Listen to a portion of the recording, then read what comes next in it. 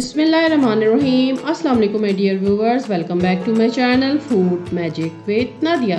I believe in the magic of healthy homemade food for a happier healthier lifestyle. आज मैं लेके आई हूँ आपके लिए काले चने का सालन। हमारे एरिया टिब्बा कायमदीन थल की मशहूर सौगात, इंतहाई लजीज, खाने में गोश्त को पाए को भी पीछे छोड़ दें। बहुत आसान तरकीब है, तो चलें जनाब शामिल हो जाए मेरे साथ लजीज खानों की जर्नी में। अभी सब्सक्राइब करें। As I believe eating healthier makes your life comfortable and enjoyable.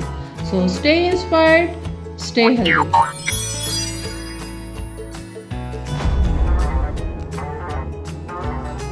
सबसे पहले मैं आपको अपने गांव के बारे में बताऊंगी। मेरा गांव टिब्बा कायमदीन, यहाँ पे पीर अली कताल का मज़ार है, दरिया झेलम के किनारे खुशाब से आगे एक खूबसूरत गांव जो कि थल का इलाका है। यहाँ की जो मशहूर सौगात है काला चना, उसकी फसल बग़ैर पानी के बग़ैर खाद के तैयार होती है। 100% नेचुरल वे में ये बनता है और बहुत ऑर्गेनिक रेसिपी है। और इसके अंदर इसकी जो रेसिपी है, इसमें सबसे पहले मैंने 1 किलो चने लिए, इनको साफ़ किया। इनको आपने रात भर भिगो के रख देना है, क्योंकि ये इसकी स्पेशलिटी है। क्योंकि ये देखने में आपको नज़र आ रहा होगा बहुत बारीक है और हार्ड होता है। सो इसको गलाने के लिए ये बहुत ज़रूरी होता है कि आप इसे रात भर भिगो के रखें। नेक्स्ट डे मैंने कुकर लिया, उसमें नमक आप अपने टेस्ट के अकॉर्डिंग डालें। इस तरह से ये साबुत मिर्च आप इसमें डालें, साबुत लाल मिर्च है, थोड़ा सा नमक और ऐड किया। चुटकी भर मैंने इसमें मीठा सोडा डाला, 2 हरी मिर्चें डाली, 1 चम्मच ज़ीरा डाला, प्याज 1 डालूँगी, 3 टमाटर छिलके समेत डाल दें।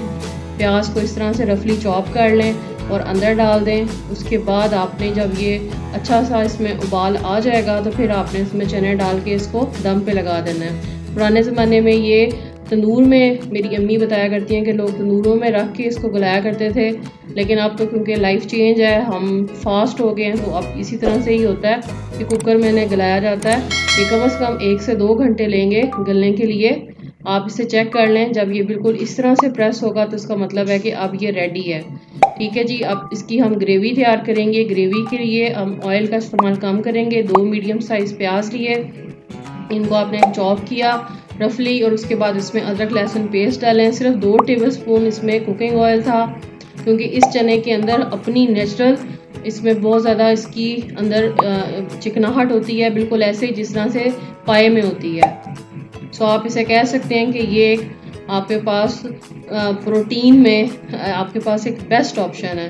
ठीक है जी। इसमें अब मैंने अदरक लहसुन पेस्ट के बाद इसमें बेसिक मसाला, हल्दी, लाल मिर्च, थोड़ा सा नमक मिर्च का अब आपने ध्यान रखना है, क्योंकि जो इसका सूप है चने का, जिसको हमारी ज़बान में पंजाबी में पलेया भी कहते हैं, ठीक है, उसके अंदर हर चीज़ मौजूद थी। सो अब आपने यहाँ ग्रेवी में ख़ास ख्याल रखना है, नहीं तो तेज़ हो जाएगा। ठीक है जी। पानी डाल के अब आप इसे थोड़ी देर दम पे लगाएंगे। उसके बाद आप इसे खोल लें। पेस्ट इस तरह से होना चाहिए, क्योंकि इसमें प्याज ऐसे साबुत अच्छे नहीं लगते। ठीक है। उसके बाद अब आप इसमें चने डाल लेंगे। इसके ग्रेवी यानी प्ले के साथ सारा मज़ा ही इस शोरबे का है, जिसे हम प्लेया कहते हैं। अब यहाँ पे हल्दी, मेथी दाना, कलौंजी, अजवाइन और थोड़ा सा चाट मसाला मैंने इसके अंदर डाला। चाट मसाला कंपल्सरी नहीं है। और अदरक, यहाँ पे मैं हरी मिर्च और सब्ज़ मिर्च डाल के इसको थोड़ी देर दम पे लगाऊंगी, ताकि इन तमाम चीज़ों की खुशबू अच्छे से आ जाए। इसको ज़्यादा आपने ओवर कुक नहीं करना।